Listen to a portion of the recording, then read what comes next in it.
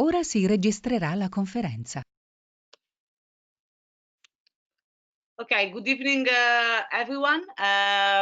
This is the usual Eumans weekly meeting that for tonight we organized in a slightly different manner to give the opportunity to people like yourself and people that will listen this on our YouTube channel to have an opportunity to learn more about the analysis and the spaces for analysis and the initiatives that as a newborn European citizens movement we are discussing, we had been discussing for the past months, and a lot of us had been active on. The purpose of tonight's meeting is to try to look at the current situation of the European Union in the context on one side of the respect of the rule of law, which became the turf of negotiations around the recovery plan, as well as what can be done to improve the quality of life of European citizens and how European citizens through participatory democracy can fight for this together. I shared in the convocation letter a document that I'm gonna put also here in the chat, which offers a kind of a overview of what we will present tonight.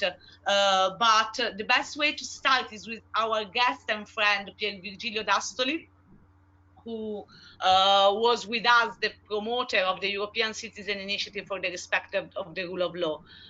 Pier Virgilio will give us a bit of an introduction of the current status of the European institutions, so that then when we discuss how participatory democracy instruments can be used and should be used, and also which new instruments are needed, starting from, for example, sortition-based citizen assemblies and other forms of participation, how all of these can be held together.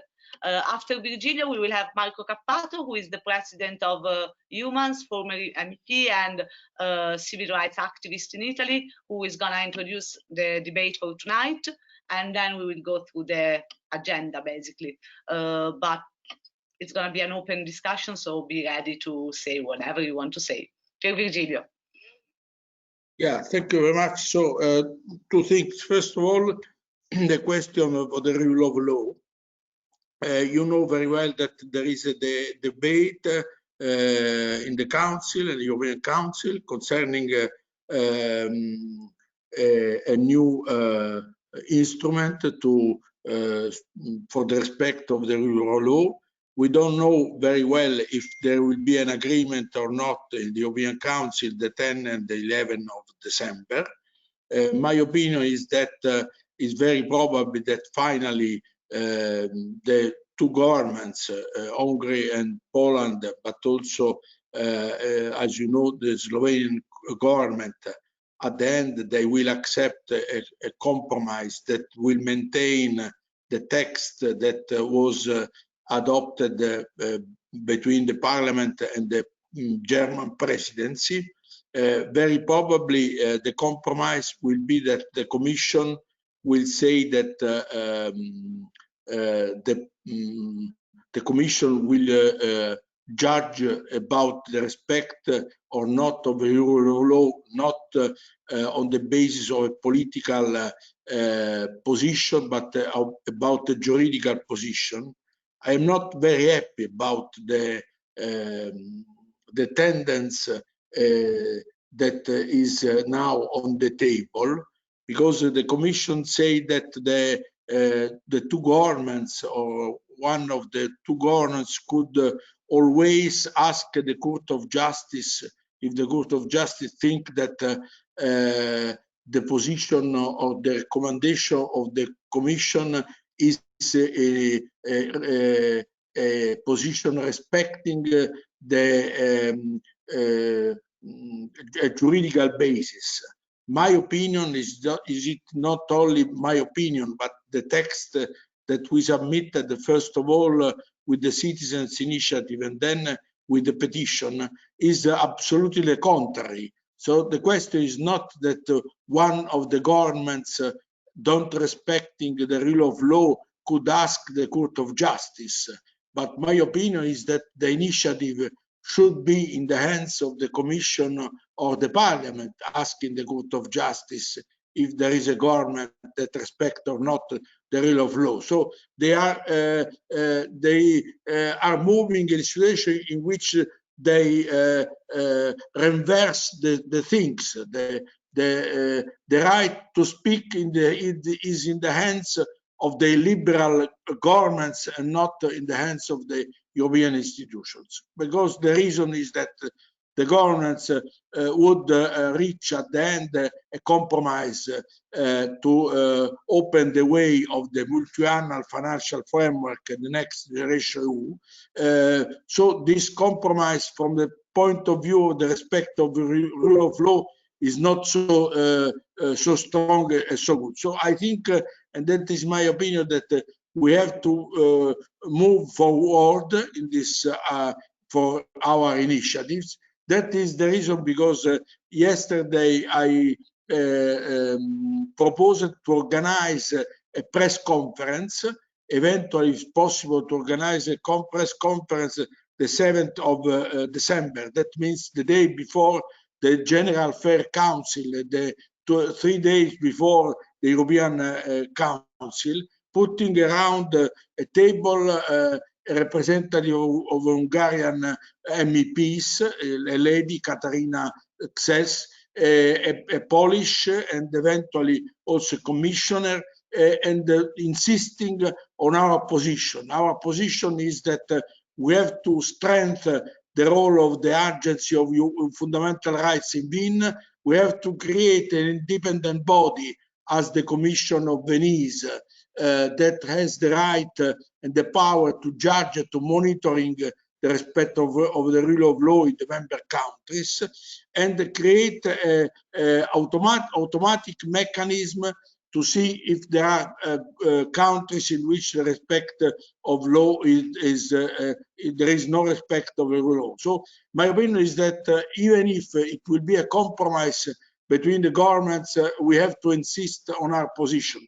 That is one question. The second question concerns the conference on the future of Europe. As you know, for the moment, there is no agreement between the Parliament and the Council, mainly on the question of the presidency, and probably the conference will start in spring. We have to insist on 2 points. One is the question of the participation of the citizens. The citizens should participate not only throughout online consultations, but we have to organize a convention of citizens to create a public space for participatory democracy. And parallel of this, we have to insist about a dialogue between the national parliaments and the European Parliament. The second point that's very important is that the conference will be the place not to discuss about the things that have to be adopted by the institutions now. For example, I give you an example, the Dublin rules or other things that have to be decided now by the institutions. But the conference has to discuss about the future of Europe. That means a constituent process. And my opinion is that is my last point.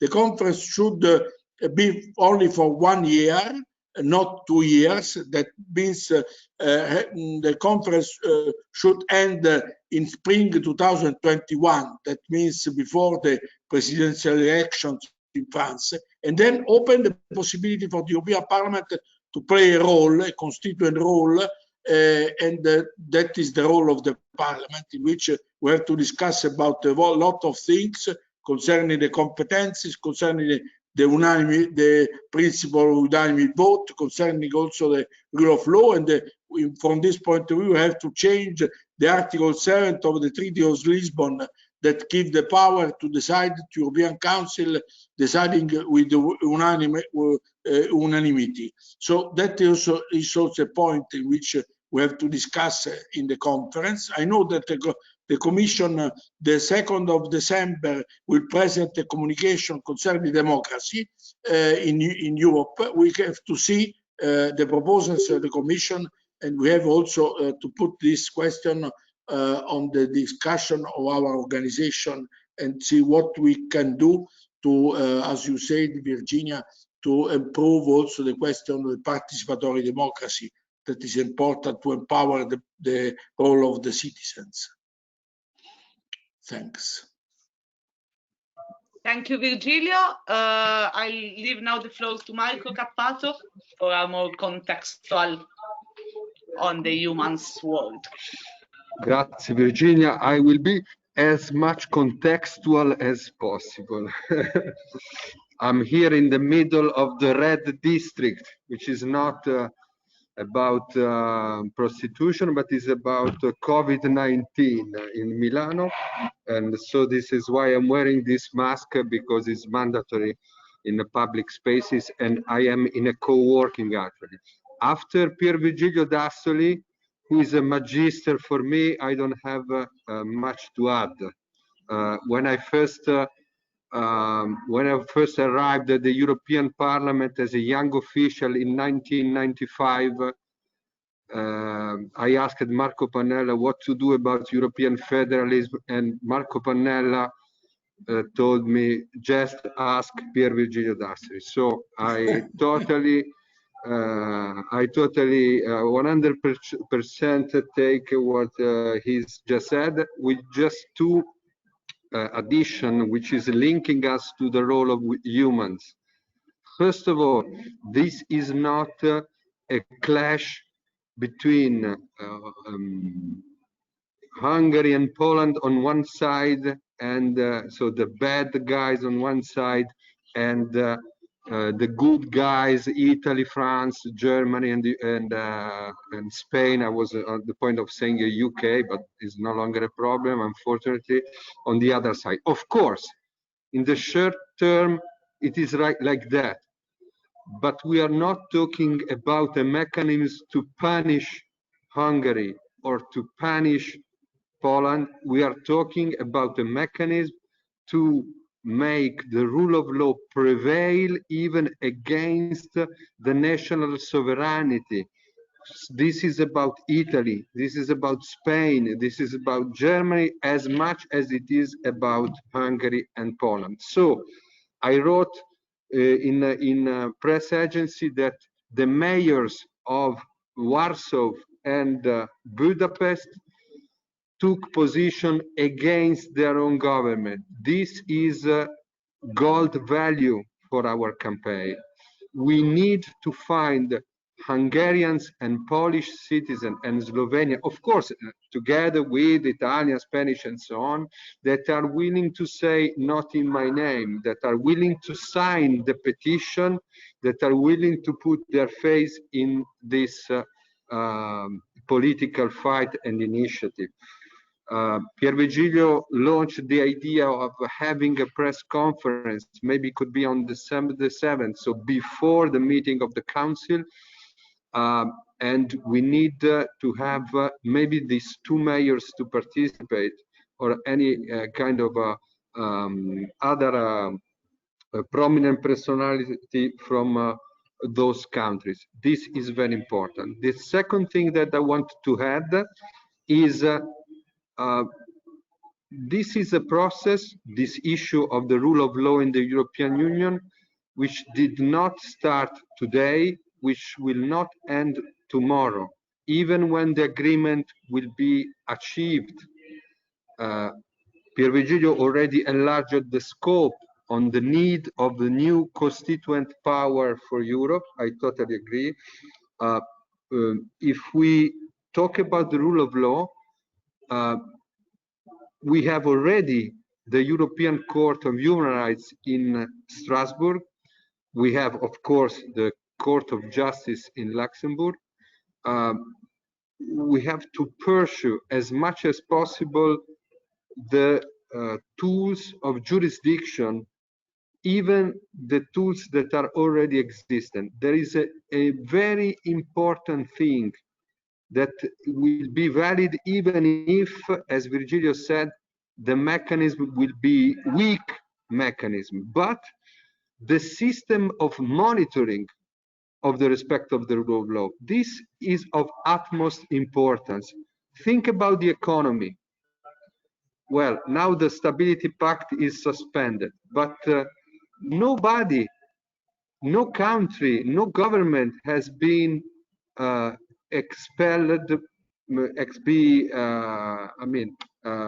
cancelled from the European Union because of the violation of the economic parameters. But each and every country is obliged to send its own budget law to the European Union officials for evaluation before approval. This, even if it's not a mandatory power for the Commission official to change the budget law, it's a very effective tool of pressure on national government. We want to put in place the same system that is already in place for economy, where we want to put it in place for human rights, civil rights, and political rights. A few weeks ago, the Commission presented the report on the respect of the rule of law in the European Union. It is a very weak report. Italy, it seems to have a fantastic judicial system. It is not true. We are the most condemned country in the Council of Europe for the duration of the process of the trials and for our justice. But we have a document, we have a monitoring system, we can build on that. We can send materials to the Commission. We can tell them, hey, you did not take in consideration the problem of the duration of trials in Italy. We can tell them, you did not take into consideration the condition in our jails. And this is true for Italy, it's true for France, it's true for Spain. So we have now, I'm confident that an agreement will be achieved, will be reached. It will not be satisfactory for sure, but it will be a step forward. It will be something on which we can build upon. We can then go a step further, contributing to the monitoring system, contributing with the juridical action by individuals or by organizations. So I think that what Virgilio said is very important, and we have to combine it with our mission to activate individuals and organizations to have democracy, human rights, rule of law respected. This synergy between the institutional level and the individual activation level, it is exactly the key factor to make process forward and to the respect of democratic and civil and political rights.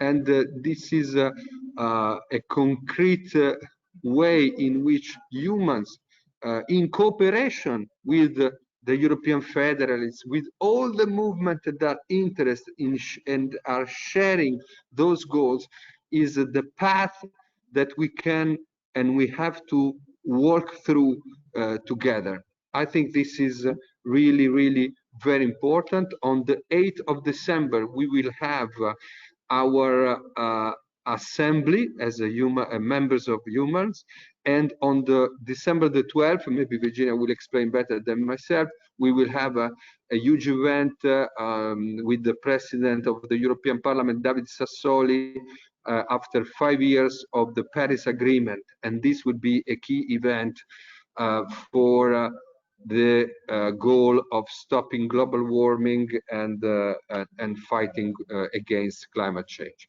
Thank you very much. Thank you, Marco, and thank you, Virgilio D'Astoli.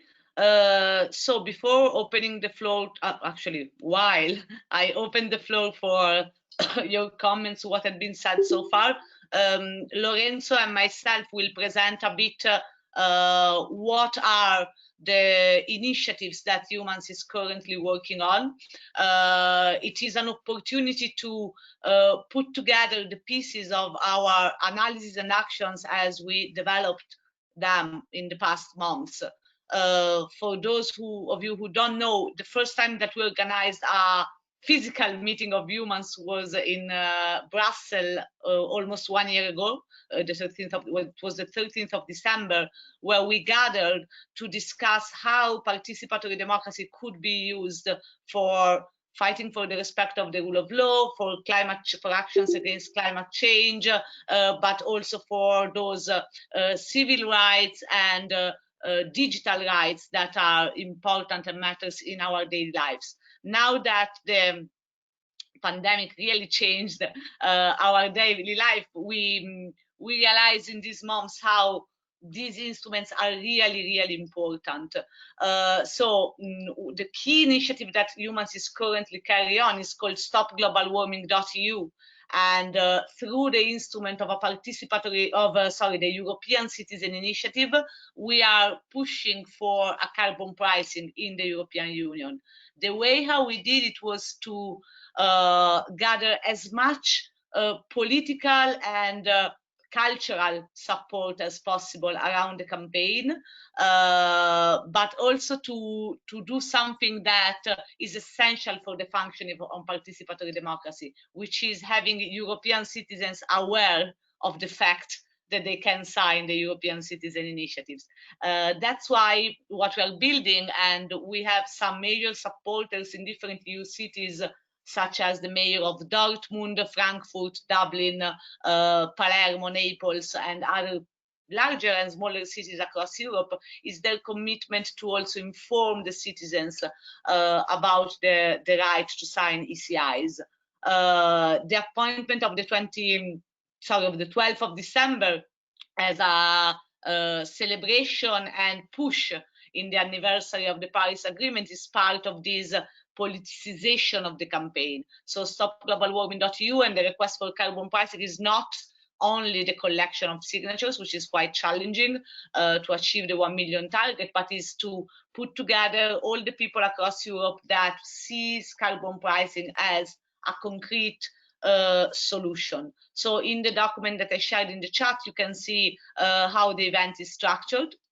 The second important appointment, which is currently taking shape, is within a broader context, which is the one of a coalition of organizations that we contributed to launch, which is called Citizens Takeover Europe.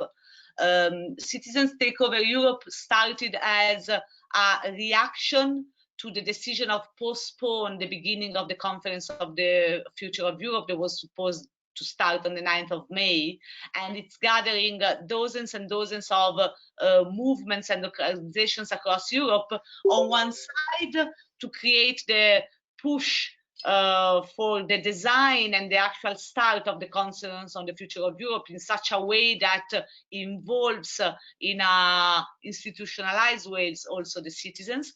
But it's also a space where we are trying to see if it's possible and how to self-organize European citizens' assemblies in the European Union. Lorenzo will focus a little bit more on that. Citizens Takeover is organizing an event that is going to be split part in December and part in January. The part in December will have a focus on the latest on the conference on the future of Europe, but also on those spaces where citizens' participation is more important. It is within this framework that Eumans is organizing the 5th meeting of the Council on Participatory Democracy, which is a specific type of forum that we started to organize in the last months, where everyone who has a urge and a cause and wants to try and find ways to apply participatory democracy for that is welcome for a shared elaboration. Within that context, back in March, we developed the You Can Do It petition. You Can Do It is a set of 5 proposals for the European Union to basically transform itself in such a way, and starting from the role of the European Parliament, that is able to manage in a coordinated manner the things such as a pandemic, as well as all the type of crises that cannot be handled by individual member states.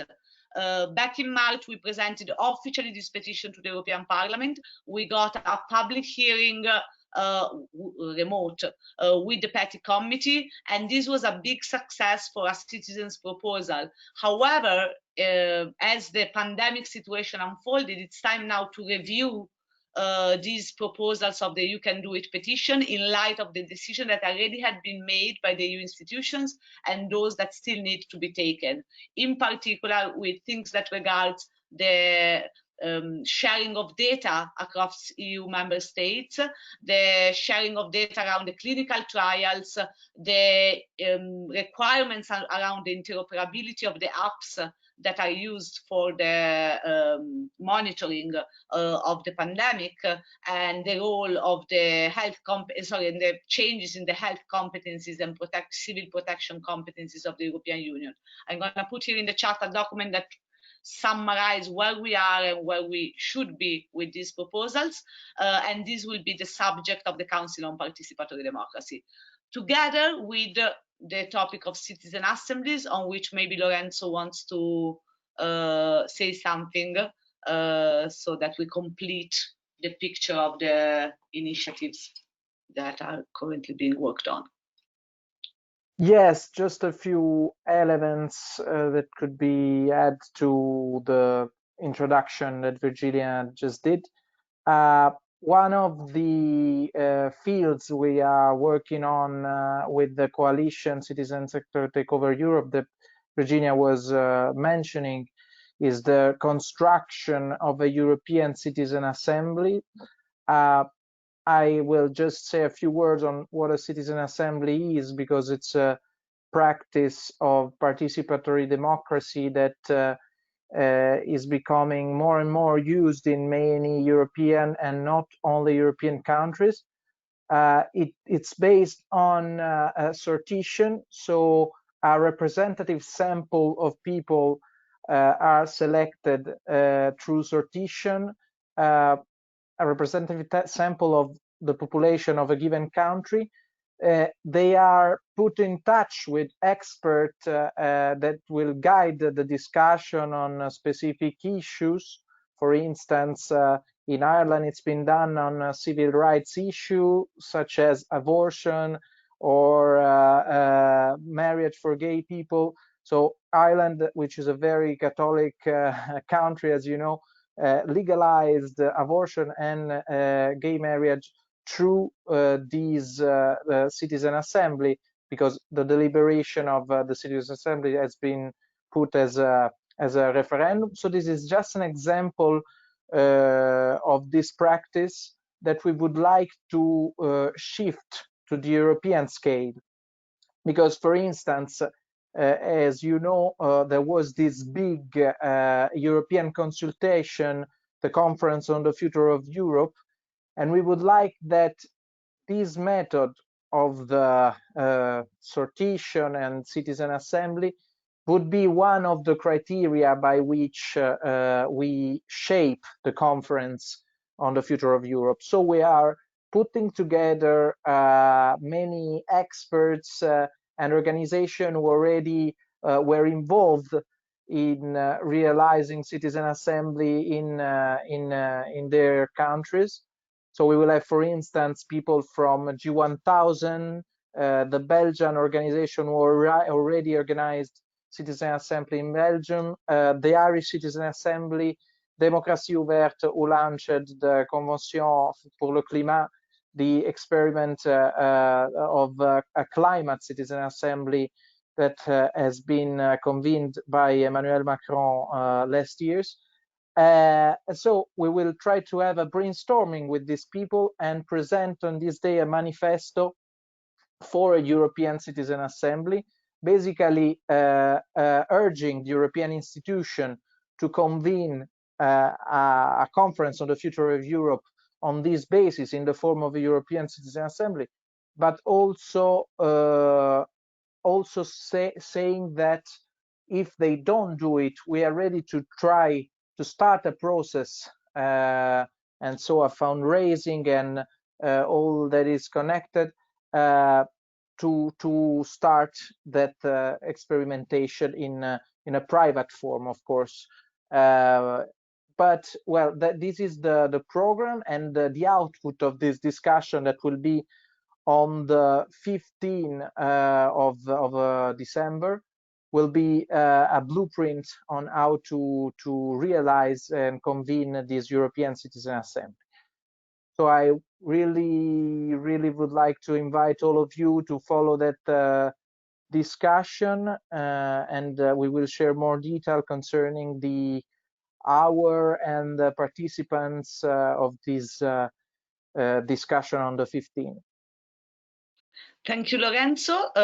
Just to conclude my introduction, in the general document that I put in the chat, so the one about what Eumans is doing, you see mentioned a couple of other things. The first one is that we open up the membership a couple of weeks ago, which basically means that we are now formally an open organization where people can join and take part in the decision-making process around how the movement should work.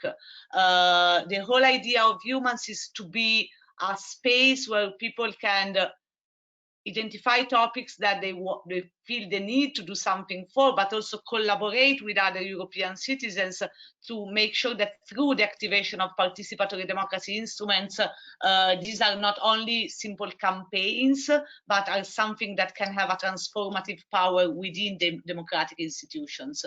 So being a member of Eumans means helping us to build the organization that we need to do what we think it needs to be done, basically. We are also working on the redesign on the website and the instruments, so that progressively we are more powerful somehow in our actions.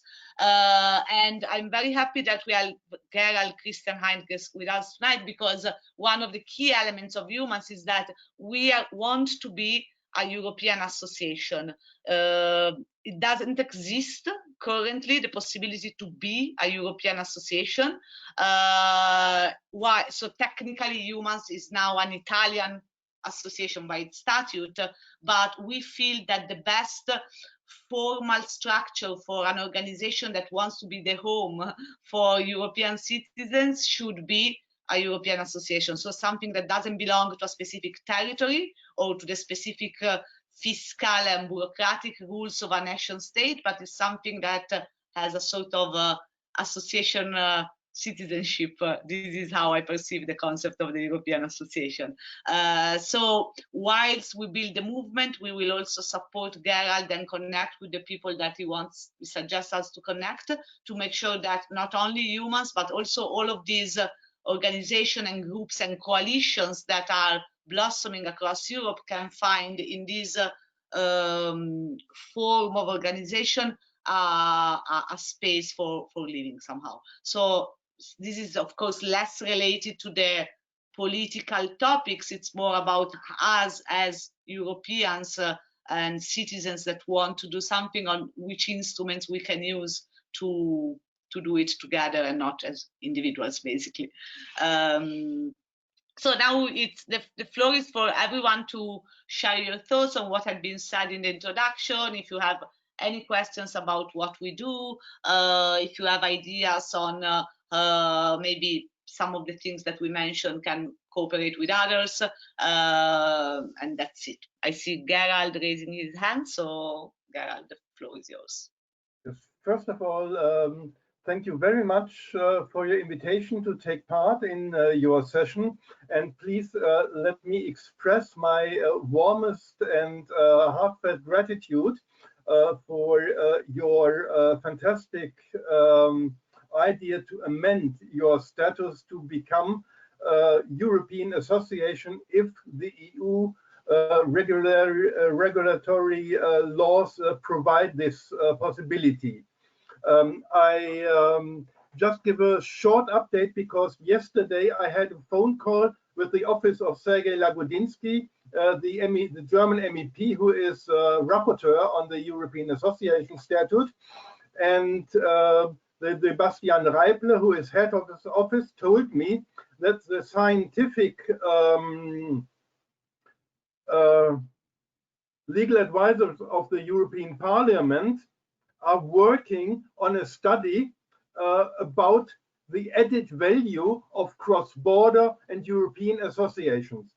So that is in the making. We don't know how long it will take when the study will be ready, but that is a very improving step forward.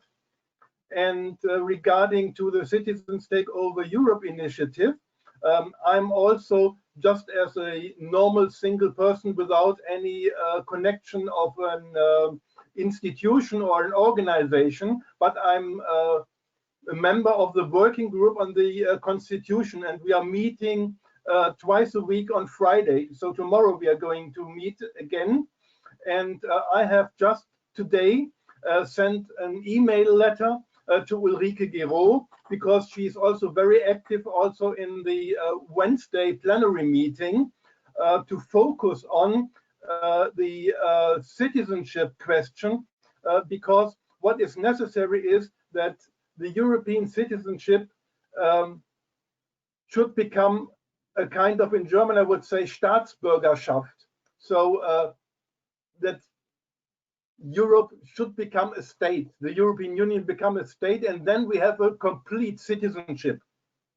And but it will take a long time until the European Union become a state, but we can deepen, we can enhance the citizenship, and that is very, very important to put this also on the table of the conference on the future of Europe. Because citizenship is very, very crucial. It is about civil rights. It is about fundamental rights. And that is what I try to push. And in that case, you are very, very important, because you have given an example by stating in your statute that you want to become a European association, and I would like to have many, many more associations around Europe. It's not necessary that are political associations. It can be environmental associations, social associations, just to foster the idea that civil society is not only takes part in the national context, but also on the wide European context. And that's very important. And then I have a second remark regarding the vetoes of Orban and Kaczynski. I will try to say it in that way: never waste a good crisis. In that sense, don't call me cynical, but I think it is a very, very good opportunity that Orban and Kaczynski have written their veto, and that the Slovenian corrupt head of government is supporting these two guys, these two bad guys, because it makes very clear that this institutional setting is dysfunctional. So we have to get rid of this unanimity in the council, and I think, and now I hope that they will stick to their veto, because if they stick to the veto, they will force the German presidency to declare on which side they are on, because the behavior of Mrs. Merkel is very lukewarm. She is not very strong officially condemning Orban and Kaczynski, and the EPP in the parliament. They are not very strong in the attitude to expel them. So if the Kaczynski and the Orban are sticking to that veto, so it is necessary to decide on which side we are. Are we fostering civil rights, or do we try to calm down as the last 10 years? So now it's a time of a real crisis. A crisis means there is a peak, and then we have to decide to the worse or to the better. And that makes it very clear now. And I hope, and I would like to ask Virgilio Dastuli, how do you see in the European Parliament? I have heard about that some parliamentarians are furious about the behavior. Also that the Commission is not very clear to say, so a path is reached and now there is no way to calm down. So we have to be very clear on fundamental rights. The former German Chancellor Helmut Schmidt told once in the financial crisis 2012, the Parliament has to putsch. I'm not calling for a putsch, but now it is time really to stick to the fundamental rights. And so I think it was long enough, my statement. Thank you, Gerald. Whilst Virgilio maybe wants to reply, I just want to formally invite you to become a Eumans member, because in this way you could help us shaping the statute and working on this European association concept even more concretely. And that will be amazing, like taking part in the assemblies and really helping us to work through the process would be amazing. So I don't know if Virgilio wants to reply. Then there is a hand from Cesari and Kat. Yeah, as you know, the Parliament, on the basis of the Article 7, has the right to open the way of the sanctions against the country not respecting the rule of law. But the problem is that the Parliament has the right to open the way, but finally the way will be closed by European Council that will decide on the basis of unanimous vote. So that is the reason, because I think that the Parliament should open the way to reform the treaties, because the treaties as they are now are not enough for the respect of the rule of law. So I think that the Parliament should take into account this situation in which we are blocked because of the unanimity. And that is the reason because the Parliament should open the way of a reform of the treaties and ask the civil society organizations to support the Parliament in this fight. That is the moment in which the Parliament should open this fight and take into account about the situation that we are living now, saying that we can't live more than a long period with these treaties that blocked the capacity of the Union to act.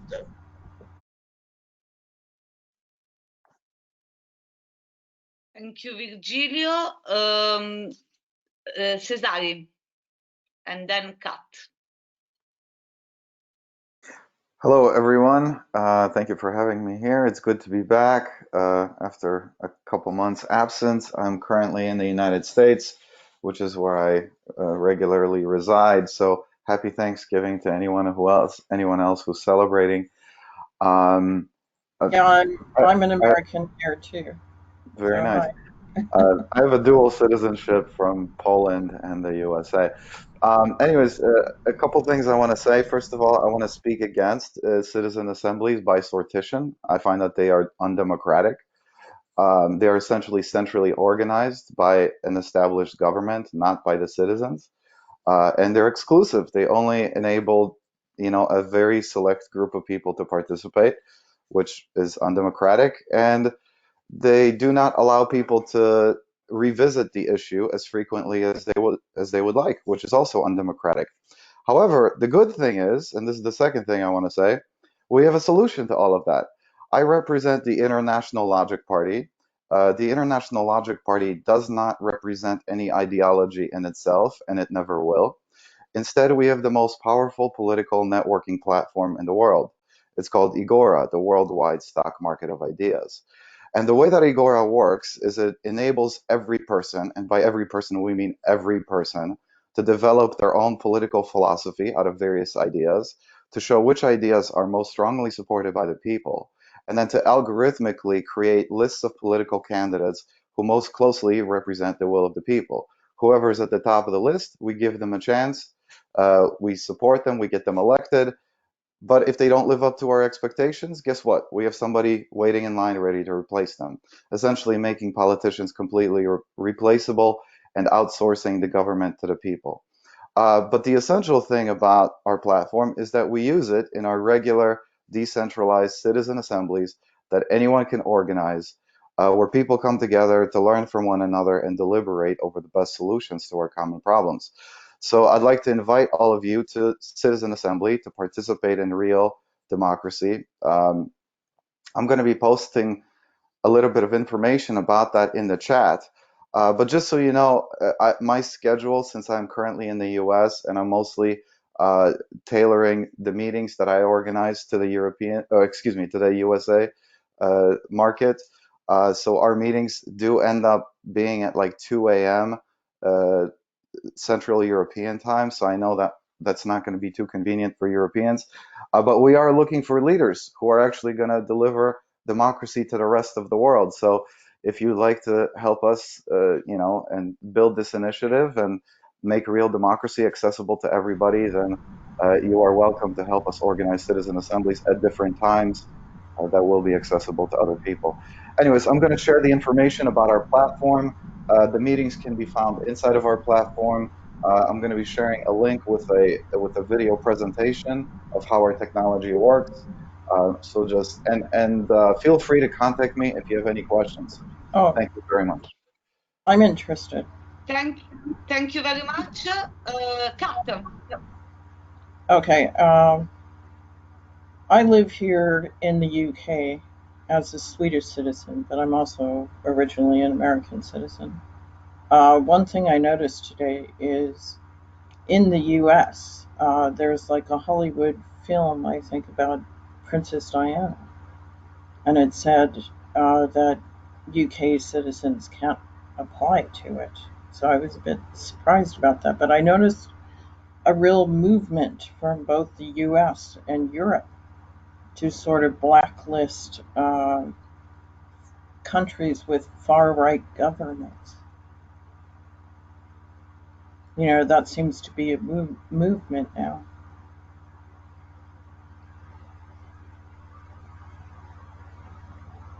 Because I know, like, Poland has more of a far right government. And there's some issues with the EU and Poland right now. Does anybody have any comments about that? Is it a question or a statement? No, it's a statement. I mean, it's just a trend that I've noticed.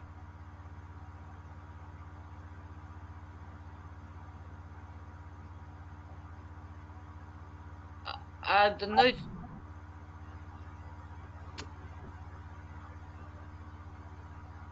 any other comments to what Kat said, to what the others said, or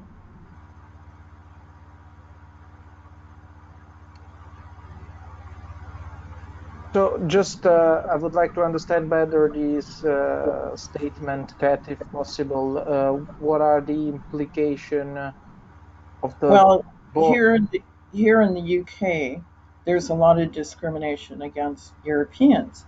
And I just heard from a recruiter today that because I'm actively looking for work in the UK now, and the recruiter said starting January 1st, if you're foreign or European and you try to get a job here in the UK, the employers have to pay an extra fee in order to hire you, and have to substantiate the reason why they're hiring you as a foreign or EU citizen.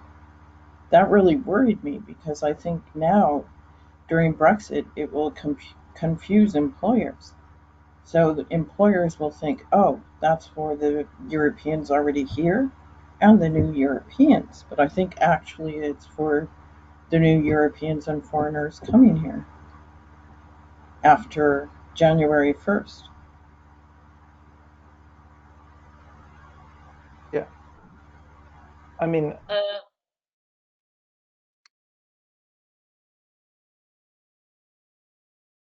I think Anna. Oh, Lorenzo, vai. Then Anna wanted to say something.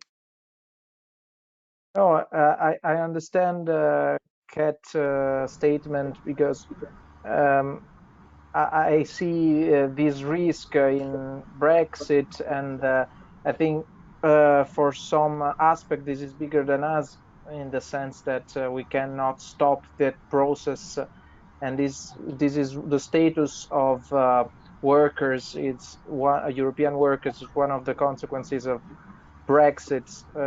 What we can do, I think, as a European movement, also the movement of popular initiative for European citizens, is to somehow represent the rights of European citizens also in the UK. For instance, I remember that there was an initiative called the 3 million asking for repeating the referendum because they didn't allow to vote European citizens, 3 million of European, of English UK citizens abroad. So we cannot reverse now the output of the referendum, but probably what we can do is focus and keep attention on the rights of European citizens also in the UK.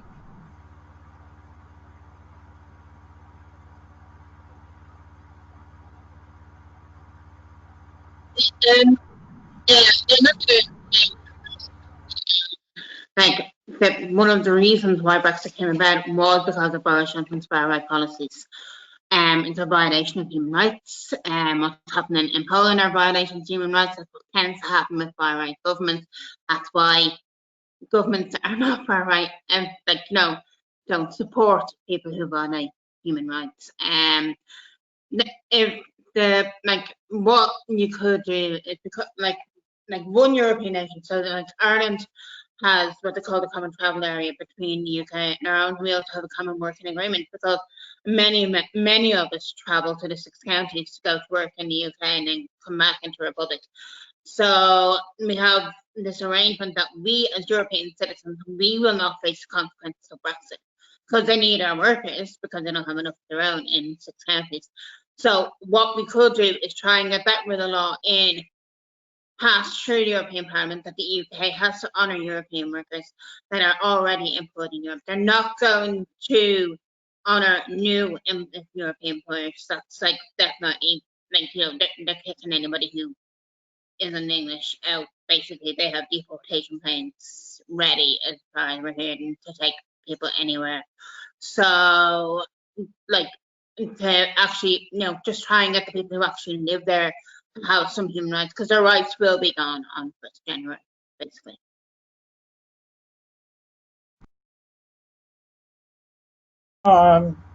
Well, the recruiter didn't tell me how much would be charged if, like, a British employer hired a European citizen. But I'm wondering about the cost and if it'll prevent me from getting a job here. Maybe I'm going to have to go into mainland Europe to find employment.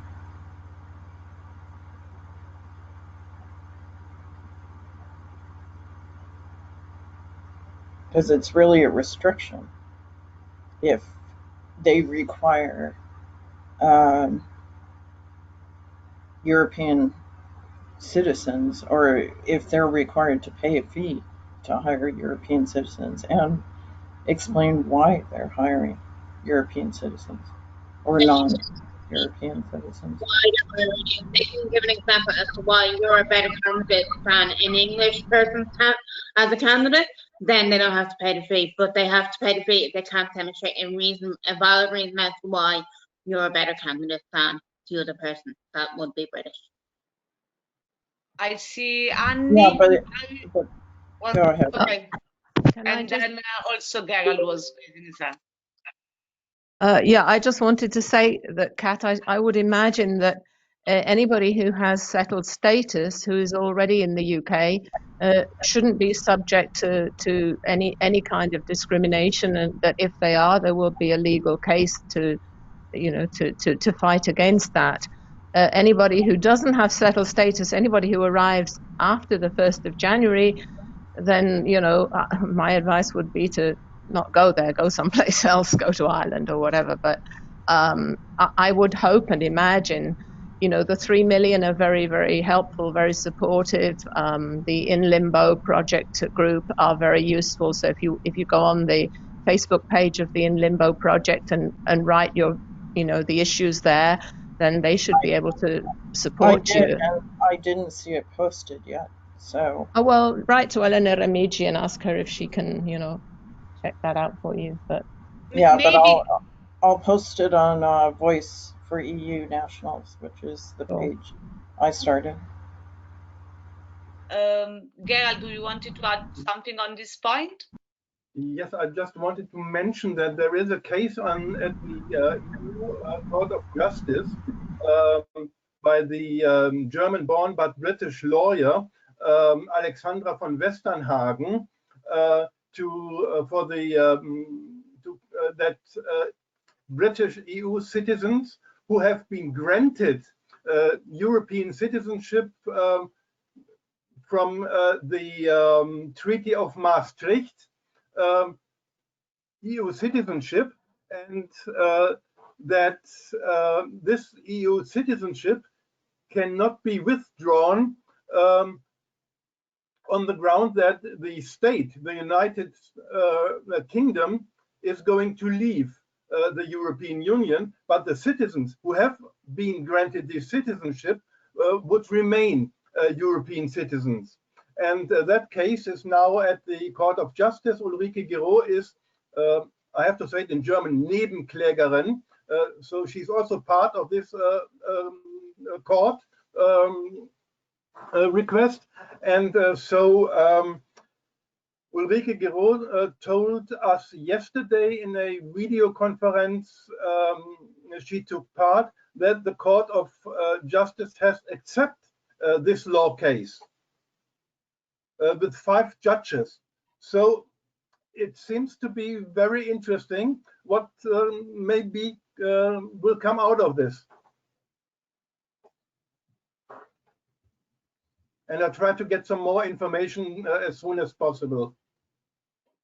Thank you, Gerald. I think, Kat, and if you want to expand on the topic and maybe see if we can somehow do something within the parliament, like either an interrogation or something, like how we can try to help you with that. We also had been in contact in the past with the organizers of the European Citizen Initiative for the European citizenship. So maybe there is space there to create some connection and see if something can be activated on the topic. Sorry, Kat, to interrupt, but I wanted to try to move forward there, unless you want to make a final point, but I wanted to move forward the meeting because we are heading toward the conclusion. So okay. Thanks. Okay, sorry, there is a background noise. In the meantime, I also welcome Violetta Bulk, who joined us. She's a citizen who supported, a special citizen. She supported the You Can Do It initiative, but also the Stop Global Warming.eu initiative, and she's the former European Commissioner for Transport. So we are very happy to have her with us tonight. Thank you. So just to try to go toward the conclusion, the purpose of tonight was to try and see how what we can do for the rule of law stuck that the institutions are currently at. And with Virgilio and Marco, we agreed on the idea of the press conference on the 7th of December, which gonna precede of 5 days the action for carbon pricing with the former president of the UN General Assembly, Morgan Slicktoft. He was the president of the UN General Assembly in 2015, so when there was the decision around the Paris Agreement, and he's gonna lead this mobilization on the 11th and the 12th of December, which has the goal of again asking again for the push for the carbon pricing that is needed at a policy making level.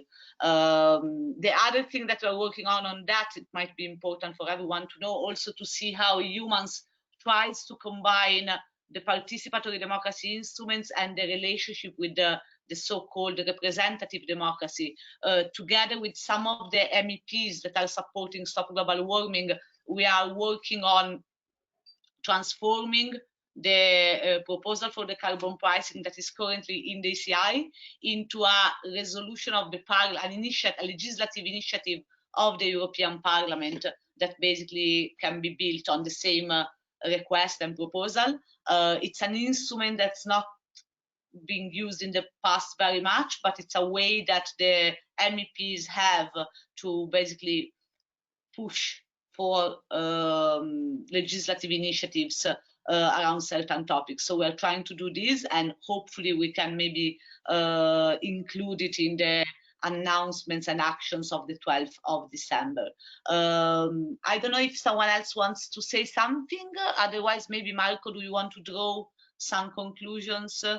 No, I don't know if Violetta want to add something on how she sees this special, let's say, political situation. During this hour, we talked a lot about the rule of law debate and obstacles with Poland and Polish and Hungarian government. So I would like to take the opportunity of the presence of Violetta today to see from her perspective how the situation is, and then we can get to a close. Thank you, Marco. Hello, everyone. I apologize for being late, but I was engaged till 7 with another webinar. So situation, I looking from the outside as a citizen, I can see that lots of establishment is getting nervous due to the fact that something is rising. I think the level of awareness among citizens, the level of organization of citizens is at the highest ever. And that is making many people nervous. And of course, the nature of systems is that they try to fight back. And seeing that most of these challenges are coming from the former socialist republics, including my own country at this stage, it just shows the development cycle that these countries are going through. You know, 30 years ago, we were in a completely different system, and then everything was like a rocket speed, and many structures were not realigned within the systems properly. We were just jumping too fast. And now these structures within the country are fighting back. That's a natural behavior of systems, but we know that sooner or later they will fail. And I hope that EU will be strong enough to show, to help actually these countries to do the final transformation. I'm not blaming anyone. I think that that was expected in a way because of the level of consciousness that was present and the sort of the level of knowledge and political practice. We're just about to learn about how the politics is actually done. We don't have this kind of behavior yet established. So I do hope, as I said, that EU will be strong enough. It will insist on using the rule of law and risk maybe even 1 or 2 or 3 months more, but really insist that this has to be part of it. We've been talking about it during our mandate all the time, testing it, getting member states ready, and then together again move on. So the situation is not really encouraging, especially because this kind of rebellions are happening at one of the worst crises we've faced in the modern history. But it's just showing the escalation of this chaotic situation, which always happens when there is a transition of systems. That's why I'm inviting everyone to be very active. I try to do my best as well, and just demonstrate this new behavior, demonstrate the new points of view, the new views, and little by little create a balance again in this chaotic situation. And we have to deal with extremes like we're seeing in Hungary, Slovenia, Poland, but at the same time we see some political extremes in other countries like Nordic countries, Germany, even Britain. So all these are coming out, creating this chaotic stage, because in our underlying awareness, consciousness, we know that transition is happening.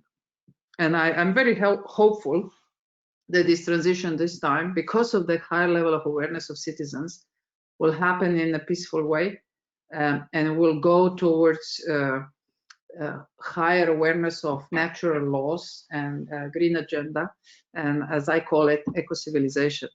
And maybe this is my contribution for today.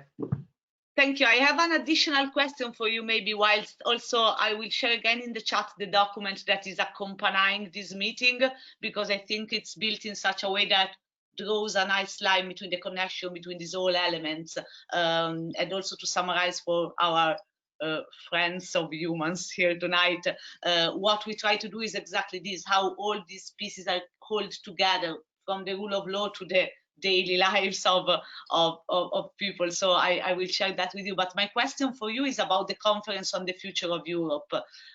Personally, I think it's the trick of that is that if it's not institutionalized or with a clear feedback mechanism, then it's just a nice conference. So in general, I would be curious to know, what do you think, when it's gonna start, if it's gonna start, and potentially what it will be its role in this context that you described, like trying to find a transition that is balanced and ingrained in rights and people, and not necessarily the governments and the state. Well, I would invite you to remember what's happening on the streets as well. There were some really excellent citizens-driven projects on street democracy. And I think we need to start integrating our projects. I mean, there is so much good happening, but it's not connected. We are not,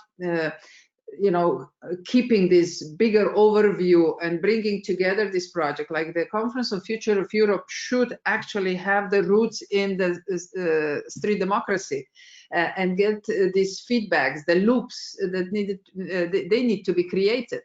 I mean, if you ask me right now who should be in charge of that, it's hard for me to judge because I'm not at the core, but I would say both. The citizens initiatives, like we are having it today. We need to make sure that there is a room at the table on the conferences of Future of Europe, and bring the awareness to these initiatives and show the results that these initiatives are delivering, and then go back to citizens with the results of the Conference of Future of Europe, and go back and talk to the citizens, explain them what were the conclusions, and get the feedback back. So these kind of loops, I think we are ready for them. These participatory levels should not be fragmented and disconnected, but we somehow need to find the ways to intertwine them and keep them in a constant loop. Then the Conference of Europe could be a nice peak, yeah, but it should not be isolated as a satellites that were out there. It should be fully integrated with other activities.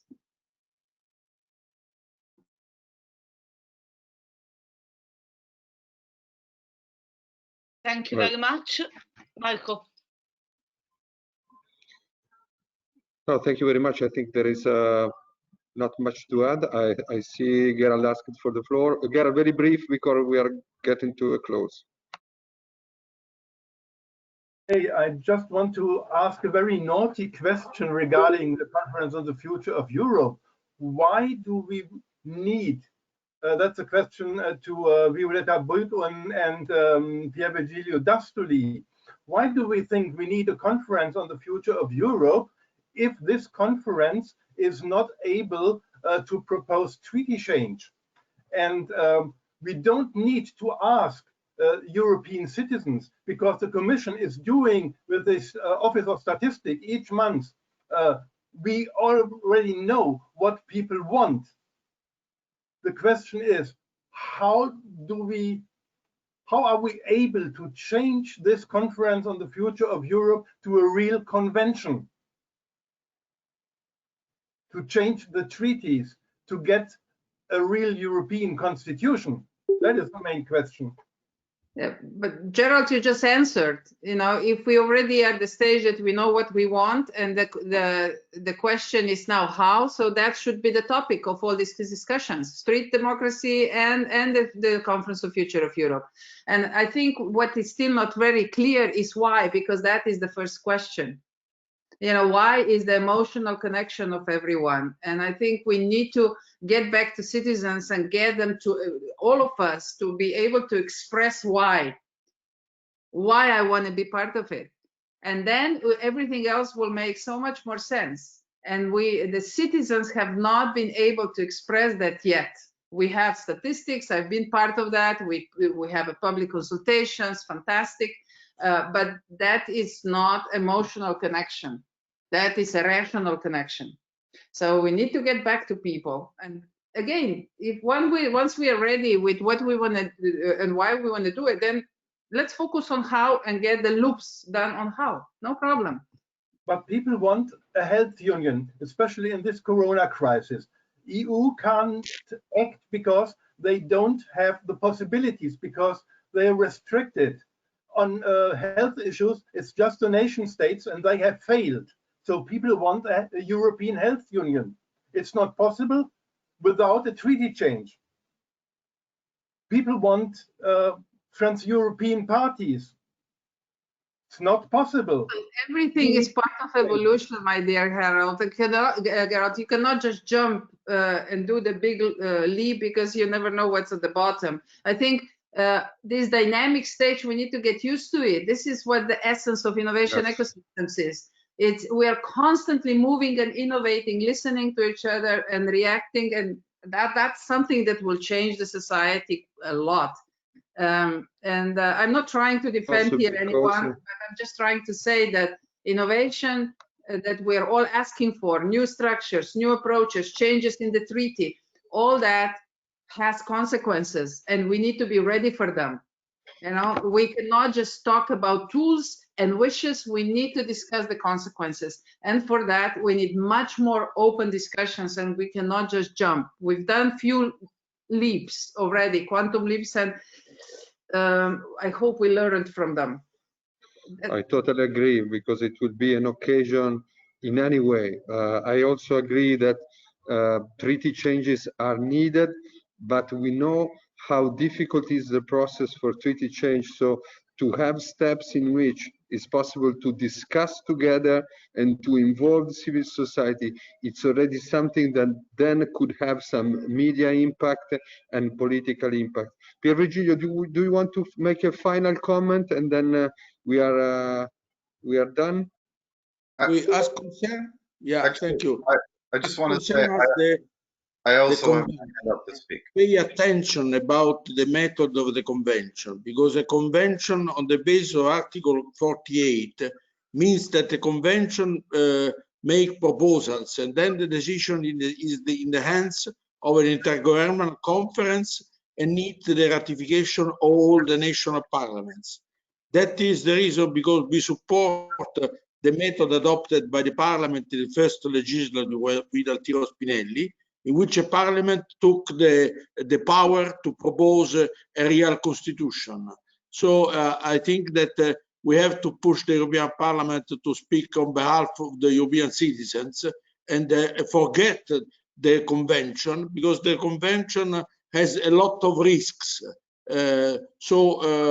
I think that the conference could be a public space in which the parliament could try to move a consensus on the idea that the role to change the treaties is in the hands of the parliament and not in the convention in which the governments will have the big part of the power. So I think that we have to be aware about the risk of a method in which finally the conference will decide, and we need the ratification of all the parliaments. So I think that we have to come back to the Spinelli method and ask the parliament to play this role.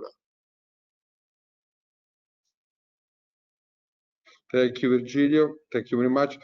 Cesare, we would prefer to close with our guests. Maybe you can add for the next meeting additional comments, if you agree.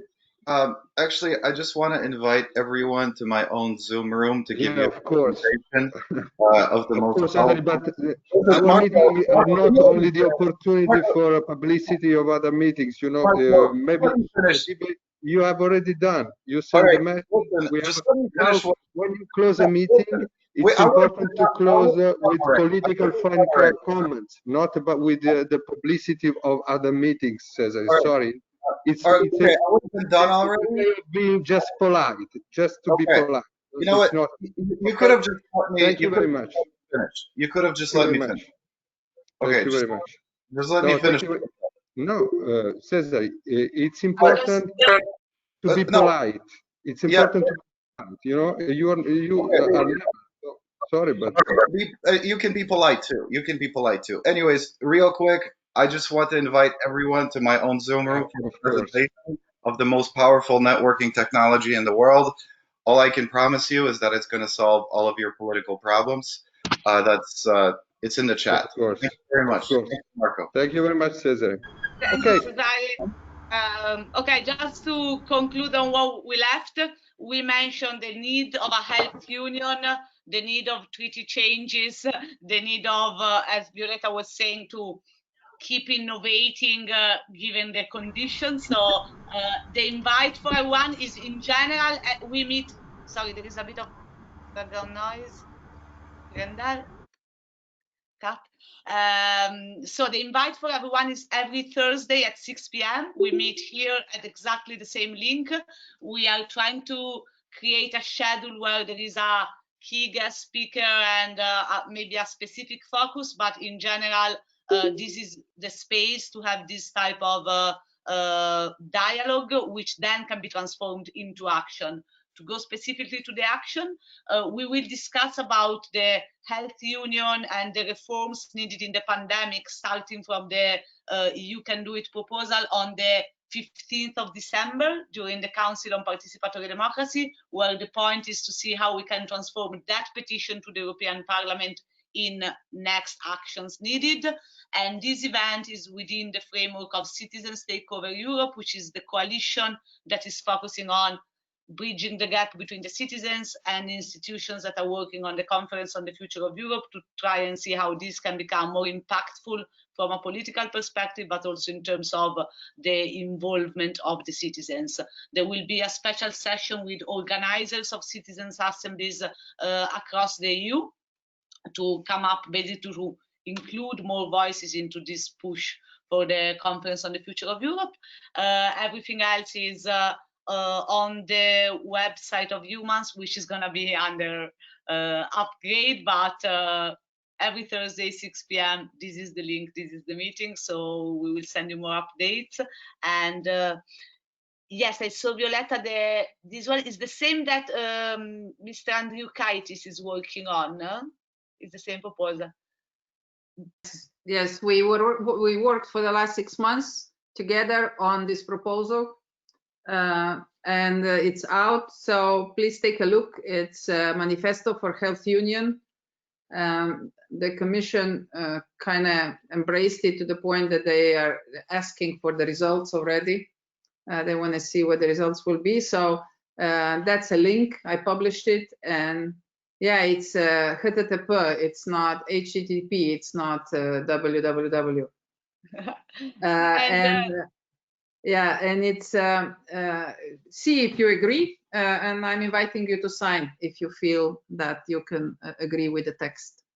And maybe we can, you will be more than welcome to come and present it during the Council on Participatory Democracy, and we can share with you the revised, you can do it project that you already saw, because maybe we can integrate some of the things together and push it I can together. even invite my colleague Bettinas Androukakis, because he was the project leader. I just supported him all the way. And he will be more than happy to come and present as well. We want both of you. Yeah. Okay. Let's work on the date. Yes. Grazie. Thank you very much. Thank you very much. Thank you. Okay, thanks everyone for the meeting. I'm gonna close the recording.